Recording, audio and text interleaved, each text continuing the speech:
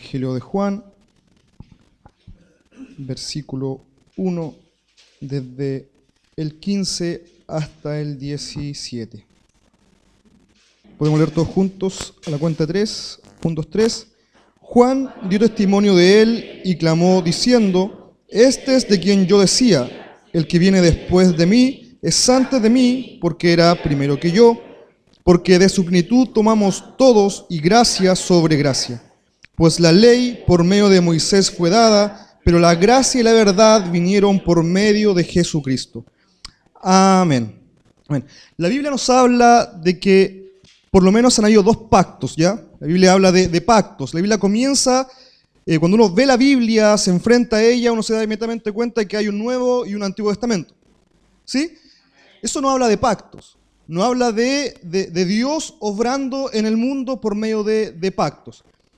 Acá en este capítulo 1, el verso 17, nos dice de que Dios, primeramente, a través de Moisés, Él mostró ¿qué cosa? Mostró la ley.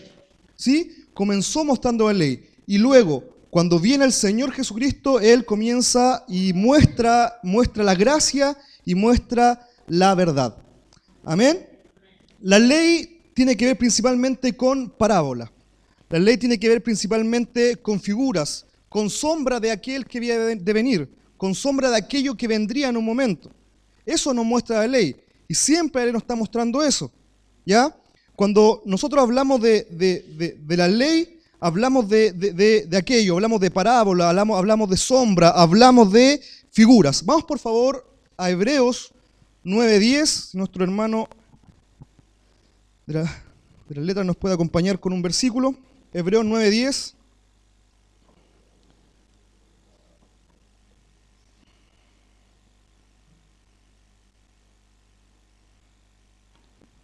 Dice, a ver si lo podemos leer. Dice: ya que consiste solo de comidas y bebidas, de diversas abluciones y ordenanzas acerca de la carne, impuestas hasta el tiempo de reformar las cosas. La ley estaba puesta hasta cierto tiempo, hasta en un momento específico, ¿ya? Dice ahí que estaba puesto hasta el tiempo de reformar las cosas. La palabra reformar tiene que ver con enderezar, tiene que ver con rectificar algo, tiene que ver con restaurar.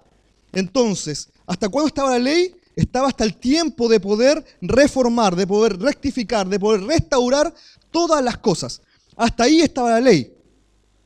Por lo tanto, esto concuerda, ¿cierto? Esto concuerda con las palabras del Señor Jesús. En Mateo 5:17, por favor, si lo podemos ver. Mateo 5:17 concuerda con este verso.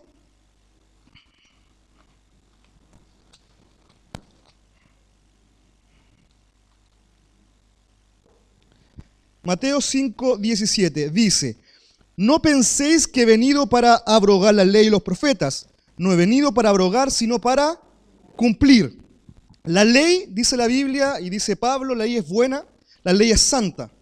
La ley no es mala, pero a nosotros en un momento nos provocó ser personas que no la podían cumplir, y por ese no poder cumplir la ley nos pasaba de que éramos pecadores, ¿ya? Veíamos la ley, no la podíamos alcanzar y éramos personas que eran pecadores. Pero el Señor, cuando vino a este mundo, dice que vino a cumplir aquello. ¿Ya? La palabra cumplir ahí tiene que ver con completar. El Señor Jesús vino a completar algo que no estaba totalmente completo. La ley no fue mala, nunca fue mala.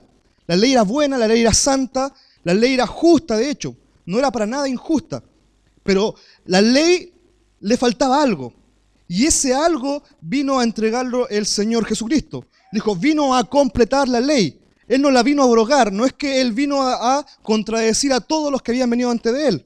Él nunca los vino a contradecir, sino que Él los vino a completar la ley, ¿ya? A darle cumplimiento, a dar lo que faltaba a la ley, ¿ya? La ley, como le dije anteriormente, no hablaba acerca de Jesús. No hablaba acerca de aquel que venía. El Antiguo Testamento no hablaba acerca de aquel que venía a cumplirlo. La ley, los profetas, los salmos, todo lo que tiene que ver con parábola y sombra, no hablaba de aquel que iba a venir a este mundo a cumplirlo.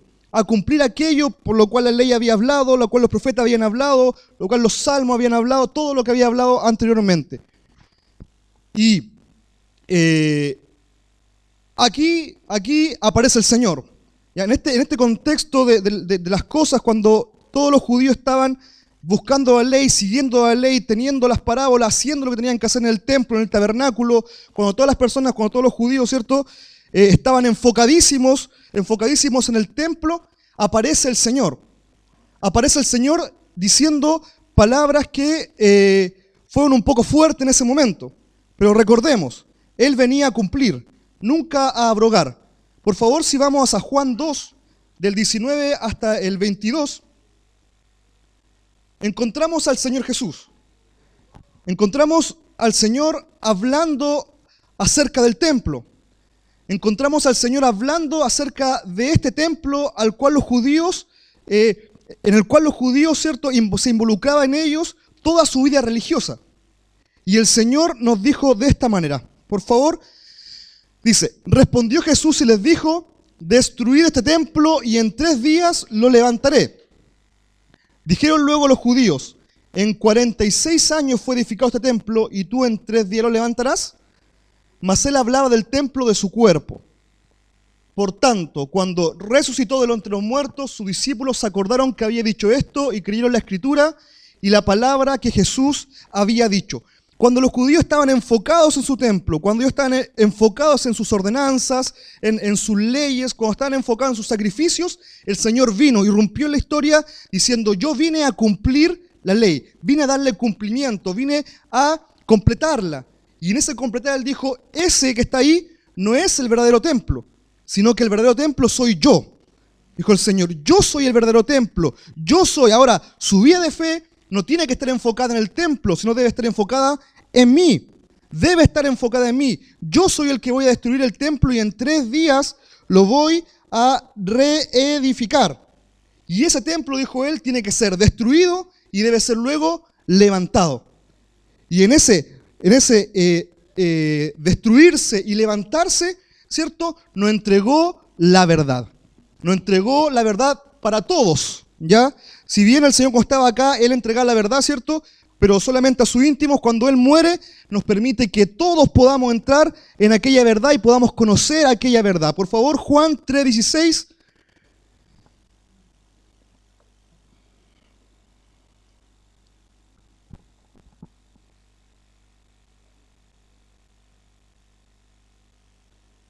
Juan 3:16 dice de memoria, ¿cierto? De memoria, porque de tal manera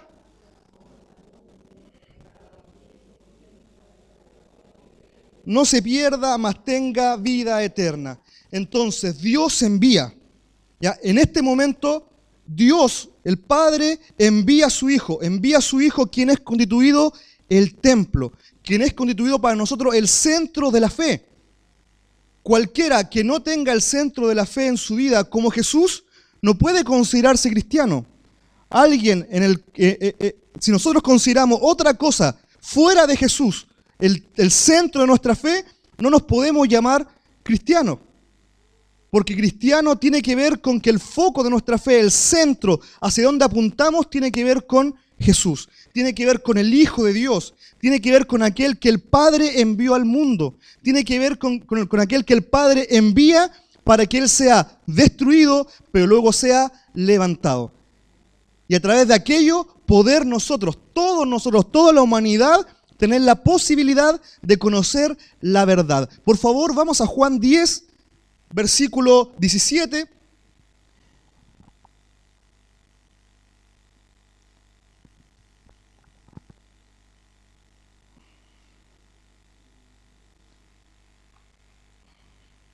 Juan 17 dice, por eso me ama el Padre, porque yo pongo mi vida para volverla a tomar. El Hijo vino destruyendo su cuerpo, poniendo su vida para luego volverla a tomar y darnos verdad, darnos la verdad. Entonces, tenemos por un lado la ley, tenemos por otro lado el Evangelio, tenemos la verdad, la gracia y la verdad que es mostrada por el Hijo de Dios. En la ley nosotros no tenemos verdad. Y en la ley éramos esclavos por naturaleza. Pero el Señor nos muestra otra cosa. El Señor nos muestra, nos toma y nos dice, pero acá yo vengo a dar cumplimiento a esa ley. Y les muestro la verdad. Le entrego la verdad, le entrego la gracia, le entrego la verdad. Esta verdad yo se la vine a entregar. ¿Cómo? Destruyendo el cuerpo, ¿cierto? Destruyendo el templo, volviéndolo a levantar. No se enfoquen en las cosas que están por fuera de lo que yo soy. No se enfoquen en leyes, no se enfoquen en parábolas, no se enfoquen en sombras, enfóquense en mí, enfóquense en creerme a mí. El Padre envía a su Hijo para que todo aquel que en Él crea no se pierda, sino que tenga la vida eterna. Todo lo que está fuera del Hijo de Dios no tiene vida eterna. Todo lo que está fuera del Hijo de Dios no tiene verdad. Lo único que puede tener verdad es lo que está en Jesús, o Jesús mismo en realidad. Jesús mismo es la verdad. En cambio de eso, la ley misma nos condenaba. La ley misma nos juzgaba y la ley misma nos hacía ser gente esclava, fuera de la libertad. No había libertad, no había verdad en nosotros. Por favor, si podemos ir a Hebreos 2, versículo 15.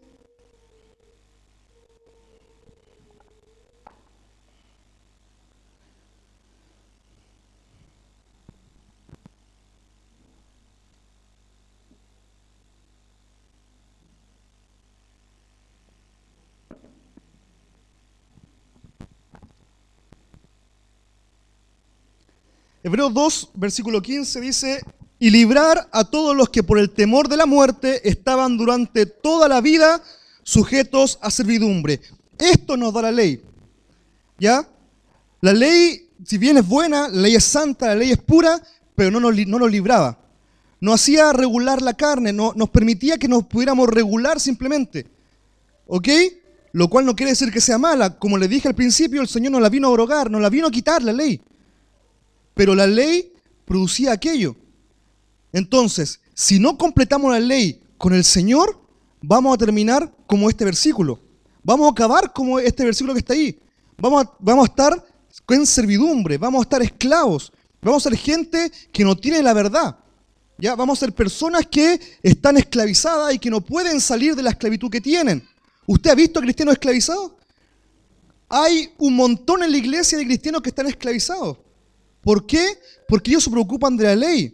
Se preocupan de cómo me voy a vestir, de cómo me voy a peinar. Se preocupan de el hermano, a ver si el hermano está haciendo bien la obra, en vez de preocuparse de ellos, ¿cierto? El Señor dijo: mira tu paja primero antes que la del hermano, o tu viga antes que la paja del hermano. Es porque viven en la ley, es porque están preocupados de las leyes, es porque están preocupados de ordenanzas, están preocupados de parábolas y no de ver la verdad, y no de ver al Hijo de Dios. Cuando vemos al Hijo de Dios, ya la ley, no andamos mirando a la gente con la ley, no le andamos poniendo el ojo diciendo: este hermano está mal, este hermano está mal, este está bien, este está mal. No criticamos. ¿Por qué? Porque estamos con la verdad del Señor. ¿Sí? El Señor, cuando trajeron a una mujer para apedrearla, ¿cierto? De acuerdo a la ley, Él dijo: el que esté libre de pecado, tire la primera piedra sobre ella. Por lo tanto, el Señor, ¿qué hacía? El Señor quitaba cargas. Era lo que el Señor hacía. El Señor iba quitando cargas. No es que no se merecía ser apedreada por la ley. Sí se merecía ser apedreada por la ley. Pero Él dijo: pero el que de ustedes esté sin pecado, sea aquel que tire la primera piedra. Entonces, la ley nos hace juzgar a otro y nos juzga a nosotros mismos. Pero la verdad no.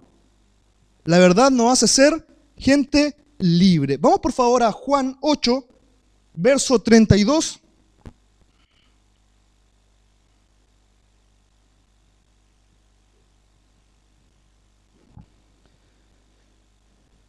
¿Sí? Y conoceréis la verdad, y la verdad os hará libres. Esto produce la verdad. La verdad produce libertad. Fíjese en su vida. Si su vida está en libertad, quiere decir que usted está mirando al Señor Jesús. Está mirando el templo verdadero. Está mirando a aquel en el cual se enfoca nuestra fe. Si no tiene libertad en su vida, ya, y está solamente criticando a otro o sintiéndose culpable usted mismo, déjeme decirle que está viviendo la ley. Y no en la completación de todo, que es el Hijo de Dios. ¿Ya? La ley, ¿qué nos hacía la ley? ¿Qué nos provocaba? La ley, como ley, ¿cierto? No, hacía de que tuviéramos esclavos y nos hacía, y Dios la puso para que nosotros pudiéramos de alguna manera amar a Dios. La ley nos exigía amar a Dios. Ya todo lo que estamos aquí, Teníamos como exigencia amar a Dios, ¿ya? Déjeme decirle que usted no tiene exigencia de amar a Dios ahora, primeramente. En primera instancia, la exigencia de usted no es amar a Dios en primer lugar. Vamos por favor a Deuteronomio 10:12. 10:12. Mejor leamos Marco. Deuteronomio lo dejamos para después, usted lo anota ahí en su cuaderno, ya, y usted lo busca en la casa. Pero vamos a Marcos. Marcos 12, verso 30.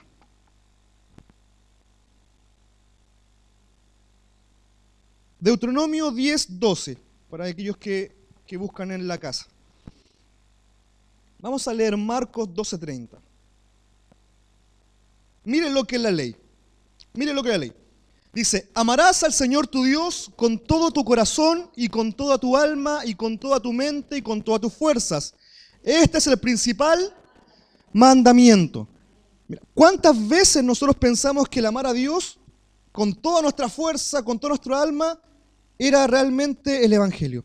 ¿Cuántas veces lo pensamos? Pero el Señor dijo, no es eso. ¿Ya? Acá la ley es la que te exige amar a Dios con toda tu fuerza. Es la ley la que te exige primeramente amar a Dios con toda tu fuerza, primeramente amar a Dios con toda tu alma, primeramente amar a Dios con toda tu mente. Es la ley la que te exige aquello. ¿Por qué? ¿Qué nos decía la ley? La ley nos decía, no matarás. Es un buen mandamiento, ¿cierto? Decía, no hurtarás, ¿sí? No adulterarás. Y nos decía que no hiciéramos un montón de cosas que sí eran buenas. Nos regulaba, ¿cierto? Si todos anduvieran matando, todos anduvieran haciendo un montón de cosas que lo que nos dice que la ley que no hagamos, el mundo estaría vuelto loco, ¿sí? Pero el Señor dijo, yo les voy a resumir la ley. Esto es la ley. La ley es amar a Dios con todo el corazón, mente, alma y espíritu, y a su prójimo como ustedes mismos. La ley tiene que ver con eso.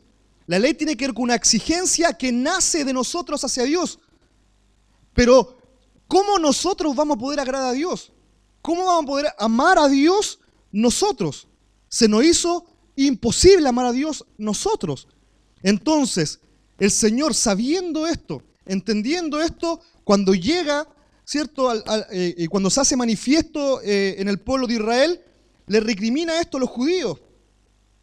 Les dice, ustedes seguramente han dicho que nunca han matado, pero yo les digo que ciertamente si ustedes se enojan contra su hermano, ya son culpables.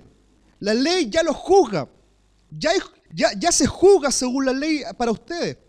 Por lo tanto, ya rompieron el mandamiento, son culpables.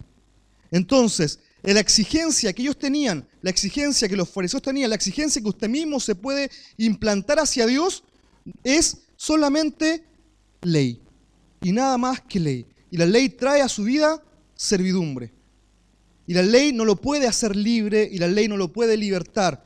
Y usted, por más que quiera amar a Dios, con toda su vida, nunca lo va a poder lograr. No lo va a poder lograr. Y tenemos un montón de personas fuera de la iglesia que nunca entendió esto.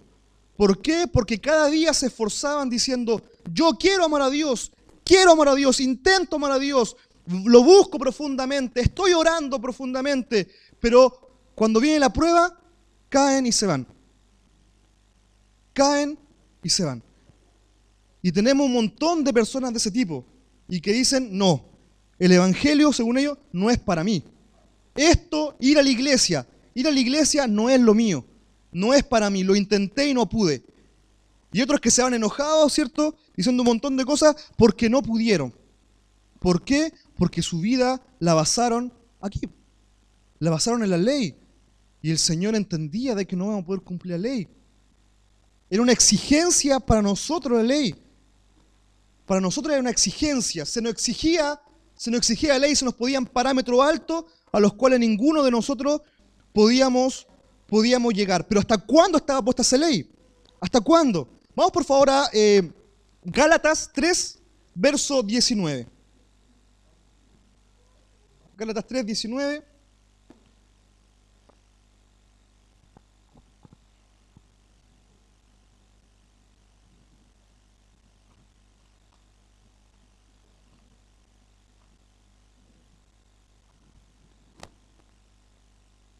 Dice, entonces, ¿para qué sirve la ley? fue añadida a causa de las transgresiones hasta que viniese la simiente a quien fue hecha la promesa y fue ordenada por medio de ángeles en manos de un mediador. ¿Para qué estaba la ley? Añadida, ¿cierto? A causa de las transgresiones hasta que viniese ¿quién? Hasta que viniese la simiente. La simiente vino, el Hijo de Dios vino, aquel que iba a reformar todas las cosas, aquel que le iba a dar cumplimiento a todas las cosas, vino a este mundo. Caminó con nosotros, vimos su gloria, decía Juan, ¿cierto? Gloria como del unigénito del Padre, lleno de gracia y de verdad. Él vino a este mundo, aquel que venía, aquel que era la simiente a quienes fueron hechas las promesas, venía a este mundo, ¿sí? A completar aquello que faltaba, ¿sí? Él, que fue constituido el templo, que fue destruido y después luego fue restaurado, ¿cierto? Resucitado, nos permitió que todos nosotros pudiéramos entrar en la verdad. Nos tomó a todos nosotros y nos hizo entrar en la verdad. Por favor, vamos a Juan 1:12, que también debe haber, más a todos los que recibieron, ¿cierto? Los que creen en su nombre. Juan 1:12. Juan 1:12. Dice: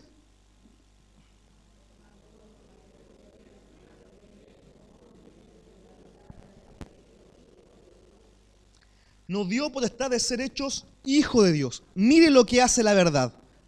La verdad nos incorpora como hijos de Dios. Ahora, aquel que quiere vivir en la verdad, aquel que se acerca a Jesucristo, puede ser incorporado, ¿cierto?, como hijo de Dios. Todos ustedes que están acá, ya si alguien de aquí no ha sido incorporado, puede ser incorporado como hijo de Dios si solamente conoce la verdad. Si solamente conoce al Hijo de Dios, puede ser incorporado a ser un hijo de Dios. Solamente por eso. Y esa persona, ese que nos hizo a nosotros hijos, también dice que nos puede constituir templos. Primera de Corintios 6, 19, por favor. Primera de Corintios 6, verso 19.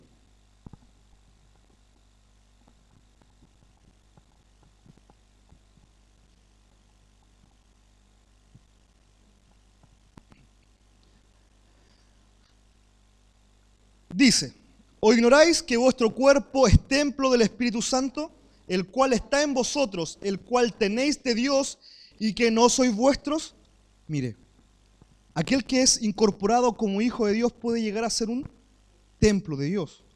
Puede llegar a ser templo del Espíritu Santo. Puede llegar, mire, Dios mismo puede morar en usted.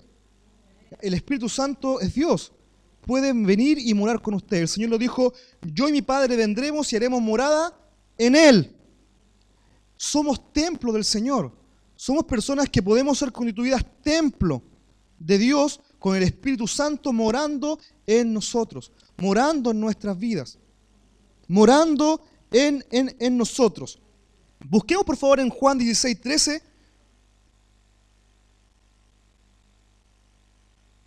Y vamos a ver quién es ese Espíritu Santo que está morando en nosotros. Vamos a entender quién es ese Espíritu Santo que está morando en nuestras vidas.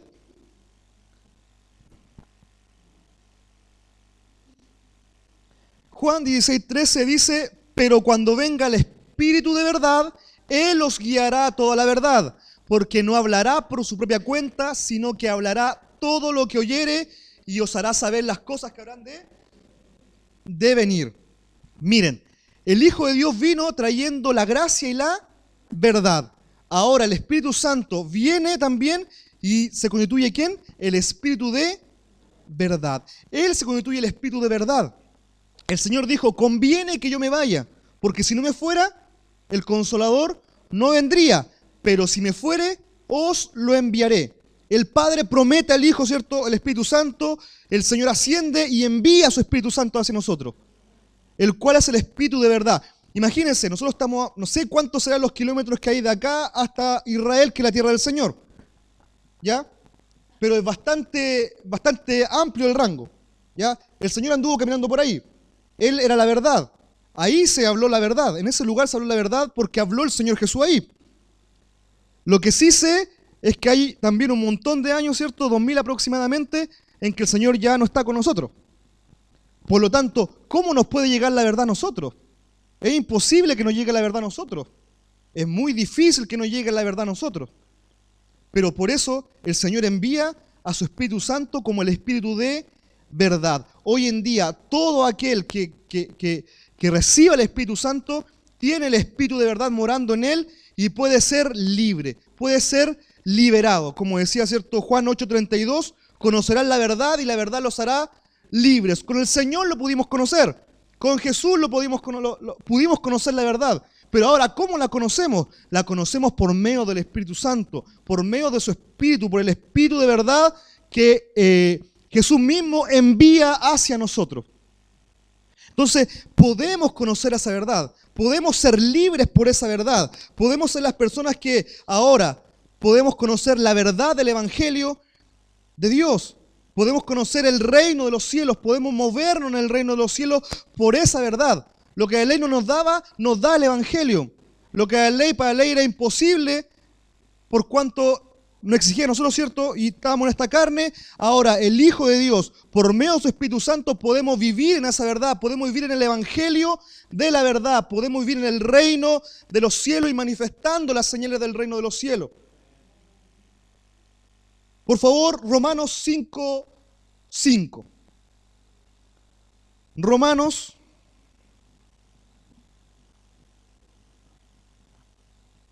capítulo 5, versículo 5.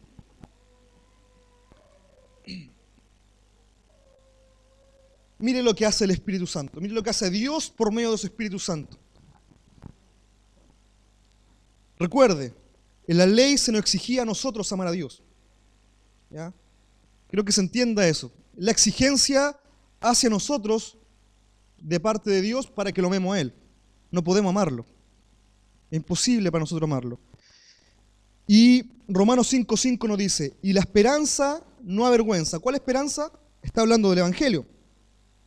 Porque el amor de Dios ha sido derramado en nuestros corazones por el Espíritu Santo que nos fue dado. Ahora Dios derrama de su Espíritu Santo sobre nosotros y por medio de Él derrama de su amor a todos nosotros. Ahora recién podemos pensar en conocer el amor de Dios por medio de su Espíritu Santo. El Espíritu Santo es el que derrama, ¿cierto?, el amor sobre nosotros. Ahora el amor de Dios ha sido derramado en nuestros corazones por el Espíritu Santo que nos fue dado. El amor de Dios es derramado en nosotros ahora, en este momento. Ahora es derramado por el Espíritu Santo. Ese Espíritu de verdad que nos guiaba a toda la verdad, como leíamos anteriormente, ¿cierto? Ahora, ese Espíritu Santo derrama del amor de Dios sobre nuestros corazones. Derrama el amor de Dios en nosotros. Ahora recién podemos pensar en que podemos de alguna manera amar a Dios. Antes no se podía, pero ahora Dios es el que provee amor hacia nosotros. Primero provee Dios amor hacia nosotros. Antes era que nosotros teníamos que de alguna manera proveer amor. Como que de nosotros debería salir amor. Y se nos exigía amar. Y la ley era amor. Y la ley era amar al Señor, amar a tu prójimo, amar. La ley era amar. Pero no pudimos por nosotros mismos, no podíamos sacar de nosotros el amor. Pero hoy en día, ahora, Dios derrama por su Espíritu Santo amor en nuestros corazones. El amor de Dios en nuestros corazones. Por lo tanto, si seguimos con esta lógica, nosotros podemos pensar, una persona antes de conocer al Señor Jesús no puede decir que amó. No puede decir que alguna vez haya amado. No puede decirlo, o por lo menos puede decir que haya amado con el amor de Dios, no lo puede decir. Pero cuando conoce al Señor y el Espíritu Santo derrama del amor de Dios en nuestros corazones, recién podemos decir, podemos amar. Podemos llegar a tener amor en nosotros. En el Evangelio no se nos exige amar a Dios primeramente. En el Evangelio Dios provee amor. Dios entrega su amor. Dios da su amor primero. Dios entrega el amor de Él. Por favor, Primera de Juan 4, versos 9 y 10.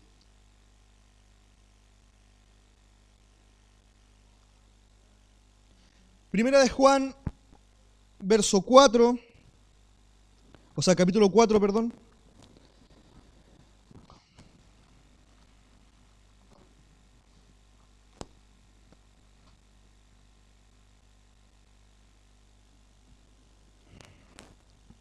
Nueve y 10. Dice: en esto se mostró el amor de Dios para con nosotros, en que Dios envió a su Hijo unigénito al mundo para que vivamos por Él. En esto consiste el amor, no en que nosotros hayamos amado a Dios, sino en que Él nos amó a nosotros y envió a su Hijo en propiciación por nuestros pecados. ¿Qué nos viene a decir el Espíritu Santo? Usted no ama a Dios, Dios lo amó a usted primero. Reciba el amor de Dios. El Espíritu Santo viene y derrama el amor de Dios en nuestros corazones diciendo: tú no amaste a Dios primero, Dios te amó, envió a su Hijo a morir por ti, ahora recibe el amor de Dios. Ahora recibe el amor de Dios, somos recipientes del amor de Dios. Somos receptores del amor de Dios, todos nosotros podemos recibir el amor de Dios. Las personas fuera de este lugar pueden recibir el amor de Dios. A ellos no se les exige. ¿Por qué? Porque la exigencia lo único que produce es condenación. Ahora, lo único que se les pide a ellos, ¿qué es? Recibe el amor de Dios. Sé un receptáculo del amor de Dios. Sé una vasija y llénate con el amor de Dios. Y a todos nosotros igual, dentro de acá, llenémonos del amor de Dios. El amor de Dios tiene que llenar nuestras vidas. El Señor dijo: ¿quién amará más? ¿Quién va a ser el que va a amar más? Naturalmente, el que se le perdona más, dijo el Señor, ¿cierto? El que más se le perdona es aquel que más ama. ¿Qué podemos decir con eso, con el perdón? Nosotros hablamos del perdón relacionado justamente con el amor. Entonces el que entiende de que necesita mucho el amor de Dios, el que va a estar muy lleno de amor de Dios y va a poder recibir continuamente el amor de Dios. ¿Qué nos decía Juan? Juan decía en Juan 1, ¿cierto? 16. Busquémoslo, por favor. Juan 1, 16. ¿Lo tiene ahí? Juan 1, 16. Dice: porque de su plenitud tomamos todos y gracia sobre gracia. Esto es el Evangelio. El Evangelio es gracia sobre la gracia. ¿Se imagina la gracia? Y él dice que da más gracia aún. Es gracia sobre la gracia. Por lo tanto, recibamos el Evangelio como la iglesia, seamos la iglesia que recibe el Evangelio, que recibe la gracia sobre la gracia, que está dispuesto como una vasija recibiendo el amor de Dios continuamente, recibiendo la gracia de Dios continuamente.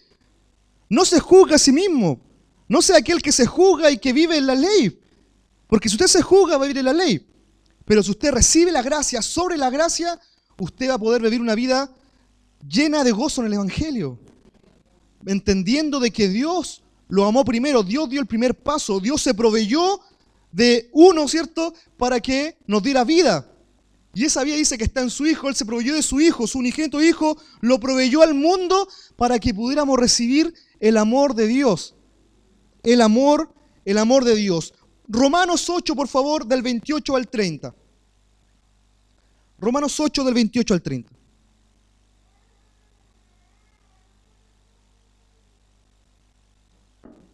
¿Queda calor aquí?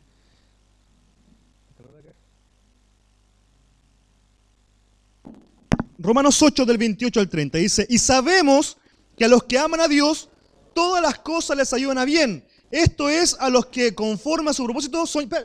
Déjame nomás. Conforme a su propósito son llamados. El 28, por favor. Dice: sabemos que a los que aman a Dios... ¿Quién ama a Dios? ¿Quién puede amar a Dios? La exigencia de amar a Dios, ¿quién la puede tener? Nadie la puede tener, pero ahora nosotros entendemos de que sí la podemos tener. ¿Por qué? Porque el Espíritu Santo derramó en nuestros corazones el amor de Dios. Podemos amar a Dios, dice, todas las cosas les ayudan a bien, esto es, a los que conforme a su propósito son llamados. Aquellos que son llamados de acuerdo a su propósito pueden amar a Dios. Si usted fue llamado conforme al propósito de Dios, puede amar a Dios. Usted me dirá, ¿qué es ser llamado conforme al propósito de Dios? El propósito de Dios es que todo aquel que va al Hijo y cree en Él tenga la vida eterna. ¿Usted creyó en el Hijo? lo vio, creyó en Él, tiene la vida eterna, puede amar a Dios. Recién ahora puede amar a Dios. Después que el Espíritu Santo derramó el amor de Dios en sus corazones, usted recién puede decir, puedo amar a Dios. Ya no es una exigencia. Ahora puedo amar a Dios porque Él envió primero a su Hijo para amarme a mí. Me amó y envió a su Hijo y ahora puedo recién amar a Dios. 29, por favor, hermano del... Porque a los que antes conoció, también los predestinó para que fuesen hechos conforme a la imagen de su Hijo, para que Él sea el primogénito entre muchos hermanos. 30. Y a los que predestinó, a esto también llamó, y a los que llamó, a esto también justificó, y a los que justificó, esto también glorificó. Ahora, recibimos el amor de Dios, podemos ser hasta glorificados juntamente con el Hijo. Somos predestinados para ser hechos conformes a la imagen de su Hijo. Y podemos ser glorificados juntamente con el Hijo. ¿Se da cuenta de la inmensidad del amor de Dios? O sea, no sé si he podido explicarlo bien. No sé si usted lo ha entendido correctamente. Pero la inmensidad del amor de Dios es tan grande que depende de Él. No depende de usted. Usted reciba, sea el receptáculo simplemente del amor de Dios. Y viva la gracia sobre la gracia. Y viva como una persona del Evangelio, como una persona de la verdad, la gracia sobre la gracia. Seamos esos recipientes del amor de Dios. Vamos a Juan, por favor, verso 17. Y con esto vamos terminando. 17, verso 26, por favor.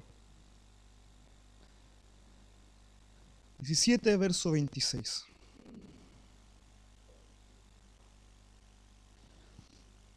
Dice, y les he dado a conocer tu nombre, y lo daré a conocer aún, para que el amor con que me has amado esté en ellos y yo en ellos. Miren, ¿cuál es el amor que Dios mostró a su Hijo? ¿Cuál es el amor que Dios muestra hacia su Hijo? Dios le da todo a su Hijo. Dios glorifica a su Hijo. Dios le entrega absolutamente todo. Si nosotros en el mismo capítulo 17 vamos al versículo 5, dice, ahora pues Padre, glorifícame tú al lado tuyo con aquella gloria que tuve contigo antes que el mundo fuese. El Hijo de Dios, siendo Dios mismo, tuvo una gloria en los cielos. Gigante gloria. Era Dios mismo. Y dice, ahora Padre, glorifícame con la misma gloria. Él vino a este mundo, murió y el Padre lo glorificó con la misma gloria. Y esa gloria es la que quiere compartir con nosotros. El amor de Dios. El amor de Dios comparte la gloria con nosotros. Nos entrega a su Hijo. Somos receptáculos del amor de Dios para compartir la gloria con el Hijo. Para ser hechos semejantes a la imagen de su Hijo. Para que al ser justificados podamos ser glorificados. Recibamos ese amor del Señor. Reciba el amor del Señor. Reciba ese amor para que el Señor también lo glorifique juntamente con su Hijo. Para que seamos glorificados con Él. Para que seamos glorificados juntamente con Él. Y Él antes de irse dijo, Padre, como tú me enviaste al mundo, así también yo los he enviado al mundo. Recibimos el amor del Señor. Aceptamos ese amor del Señor. Somos aquellos que continuamente están en la gracia sobre la gracia. Y el Hijo dice, Padre, tú me enviaste a este mundo. Ahora yo los envío a ellos. De la manera que tú me enviaste, yo los envío a ellos. ¿Y cómo los envió el Señor? Versículo 17:2, el mismo capítulo 17, versículo 2. Como le ha dado potestad sobre toda carne, para que dé vida eterna a todos los que le diste. El Hijo fue enviado para dar vida eterna a todos los que le diste. Todo aquel que recibe el amor de Dios puede tener la vida eterna. Y dice, de esa misma manera, Padre, como me enviaste tú, yo también los envío a ellos. Vaya y dé vida eterna. Salga de aquí y comparta con sus vecinos la vida eterna. Salga de aquí y dígale, el Señor no te exige que lo ames. Primero recibe el amor de Dios y luego puedes amar al Señor. Recibe la vida eterna. Recibe la gracia sobre la gracia. Póngase de pie, hermanos, vamos a orar al Señor.